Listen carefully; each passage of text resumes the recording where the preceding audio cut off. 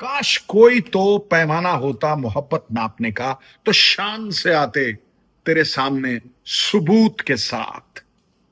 गुरु, ये कह रहा हूं मैं ऋषभ पंत और केएल राहुल के लिए।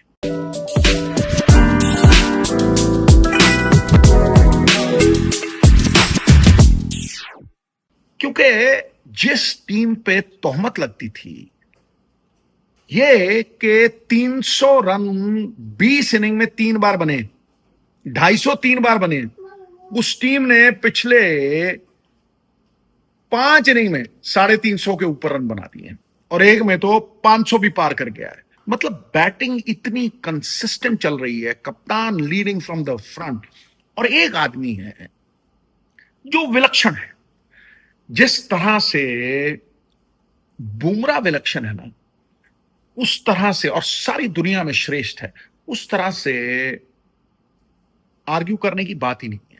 ऋषभ पंत भी दुनिया में श्रेष्ठ विकेटकीपर बैट्समैन है, इसमें कोई डाउट ही नहीं है। जिस आदमी ने करीब करीब 7-8 बार 99 के स्कोर के ऊपर 100 मिस कर दिया हो, आज भी वो ऑनर्स बोर्ड पे अपना नाम लिखवा सकता था। लेकिन इसीलिए तो वो अलग है कि कुछ ऐसा करने का प्रयास करेगा जो ख्वाबो ख्याल में किसी ने सोचा ना हो। लास्ट बॉल पे 70 बनाए बैठा है, लास्ट ओवर है, वहां सिंगल लेने की जरूरत क्या पड़ी? आ भला मेरे गले लग जा। ऋषभ पंत का जो रिकॉर्ड है वो कोई सोच भी नहीं सकता किसी विकेटकीपर का हो सकता है।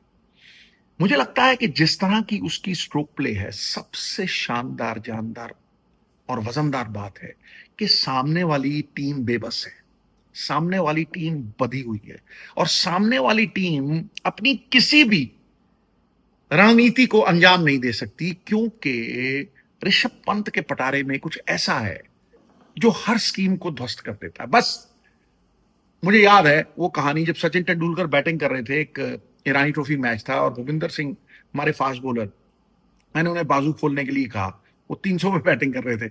मैं, गुरु आउट करना है, कह रहा no I am enjoying him. वो आकर्षण, वो वशीभूत करने की प्रक्रिया ऋषभ पंत में है। और आप देखिए कि 800 टेस्ट क्रिकेट में उस कगार पे, धोनी के 6 थे और बराबरी की थी, 800 आज 9 बनाने की वो थी, लेकिन उसे 100 से ज्यादा सामने वाले को ध्वस्त करने में मजा आता है। दूसरी तरफ केएल राहुल, अगर मैं उंगलियों पे गिनूं ना, वो ओपनर जिन्होंने 10-100 बनाए हों, और खास तौर पे 10-100 विदेशों में, तो मुझे नहीं लगता कि मैं ज्यादा गिन पाऊंगा। सुनील गावस्कर, वीरेंद्र सहवाग और श्रीमान केएल राहुल।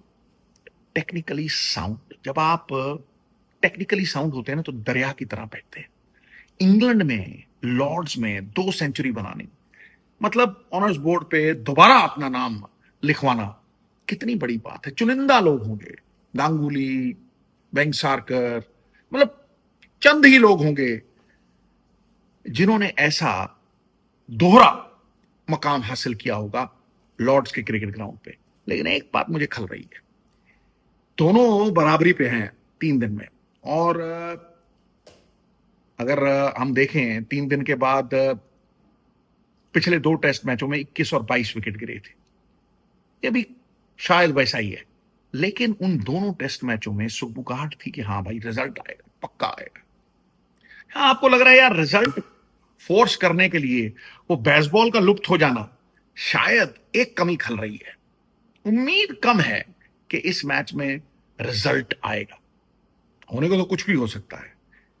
अगली बात, जो अगले पड़ाव पे मैं जाना चाहता हूं, रविंद्र जडेजा। रविंद्र जडेजा जैसे कुंभकर्ण 6 महीने बाद जागता था ना, आदम्बो करता हो, आदम्बो आदम्बो, काफी अरसे के बाद, 6-7 इनिंग फेल होने के बाद वो अपनी फॉर्म में वापस आए। और आप उस फॉर्म में आने के बाद ये देख लीजिए कि भारतीय लोअर मिडिल ऑर्डर, जो पहले टेस्ट मैच में 30 में सिमट गई थी 7 विकेटें, और दूसरी इनिंग में 40 में 6 विकेटें सिमट गई थी, वो एकदम से जाग गया है। और पहले पार्टनरशिप हुई गिल के साथ 200 रन की, फिर वॉशिंगटन सुंदर के साथ 100 रन की। उसके बाद अगर आप देखें, चाहे नितिश रेड्डी हो, चाहे वॉशिंगटन सुंदर हो, वो 20-20, 25-25 रन जो करके करीब करीब 100-150 पार होते रहे, 200 पार होते रहे, कभी 300 पार होते रहे। तो वो जो ताकत है ना, no one can whistle a symphony, it takes an orchestra to play it. अगर चिड़िया भी इकट्ठी हो जाए तो शेर की खाल खींच लेती हैं, और गुरु घास की पत्तियां गूंथ लो, रस्सी बना के मतवाला हाथी भी आप बांध सकते हो। तो ये संगठित हुई शक्ति जो है ना, ये कारण है कि भारतीय टीम हर सवाल, हर सवालिया निशान का उत्तर देने में पूरी तरह सक्षम है। और अगर कहीं बॉलिंग भी इस तरह से, बुमराह के आने के बाद वो बॉलिंग भी बड़ी सशक्त लग रही है। और जो देखिए, जो लोग, जब सूर्योदय होता है ना तो चंद्रमा और तारों के तेज निस्तेज हो जाते हैं। जिन लोगों ने 18 विकेटें ली थी ना पिछली इनिंग्स में बुमराह के सामने, वो भी ऐसा नहीं लगता कि उतने कारगर होंगे। हालांकि सिराज ने वो 2 विकेटें ली थी। आज इंग्लैंड ने चाहे वो जोड़ी को समेट के एक संकेत दिया कि वो बराबरी पे खड़े हैं, लेकिन भारत के पास फिर मौका था। देखिए, केएल राहुल को ये रियलाइज करना पड़ेगा कि 100 के बाद कभी कभी कंसंट्रेशन, एकाग्रता भंग होती। वापस आके उस स्पिनर को आउट होना, the way he got out, मुझे लगा कहीं ना कहीं वो रिलैक्सेशन थी। ऋषभ पंत, कहीं ना कहीं मुझे लगा कि भैया जब बिल्कुल मैट पे गिरी हुई है ऑपोजिशन, फिर उन्हें उठने का मौका नहीं देना चाहिए। वो नॉकआउट पंच मारने में कभी कभी भारतीय टीम चूक रही है, ऑस्ट्रेलिया नहीं चूकता। वो किलर इंस्टिंक्ट कि भैया बिल्ली अगर कबूतरों के बाड़े में चली गई ना, तो अगर 50 है तो 50 को मारेगी, फिर एक उठाएगी। वो रूथलेस एग्रेशन कहीं ना कहीं भारतीय टीम के पास जब मौका आता है ना, लोहा गर्म हो, हथौड़ा मार के, वो मौका कहीं ना कहीं भारतीय टीम गवा देती है। लेकिन अपनी गलतियों से सीखेगी। गौरव गिरने में नहीं, जितनी बार गिरे उतनी बार उठने में है। तो इस टेस्ट मैच में भी अब मुझे लग रहा है कि एक ऐसी परिस्थिति है कि थोड़ा सा धीमी गति के समाचार की तरह आगे बढ़ी है। एक ऐसी मूवी होती है ना जिसमें लगता है यार चलो बाहर जाके थोड़ी देर ऊँघ ले।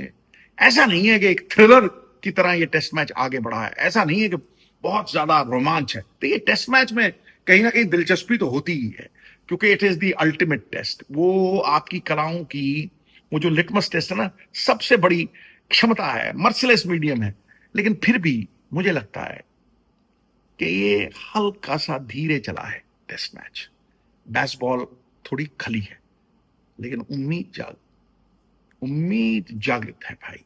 मुझे लगता है कि अगर कल बुमराह अपना मैजिक दिखाएं और सहयोगी प्रक्रिया में इंडियन बॉलिंग थोड़ी सी, जिसे कहते हैं ना कि शिकंजा कसे, तो रिजल्ट आ सकता है। और यही उम्मीद है। देखिए, कोई नहीं चाहता कि कोई भी टेस्ट मैच इतनी देर चले और उसके बाद उसका रिजल्ट ना आए। और आज इस आधुनिक जगत में सबसे बड़ी बात ही ये है, चाहे मैथ्यू हेडन हो, चाहे माइकल स्लेटर हो, चाहे वीरेंद्र सहवाग हो, चाहे यशस्वी जायसवाल हो, ये सब लोगों ने एक चीज इंश्योर की है, चाहे ऋषभ पंत हो, कि भैया टेस्ट मैच बहुत दिलचस्प हो चुके हैं। वो जगत, वो डे एंड एज जहां वनडे क्रिकेट की तूती बोलती है और हर बंदा कहता है गुरु वनडे क्रिकेट में रिजल्ट आता है और पिक्चर देखने की तरह वो बड़ी दिलचस्प है। टेस्ट क्रिकेट में भी रोमांच लाने के लिए हल्की सी हल्की सी तेजी, हल्का सा एक्सेलरेटर पे पैर रखने की जरूरत है।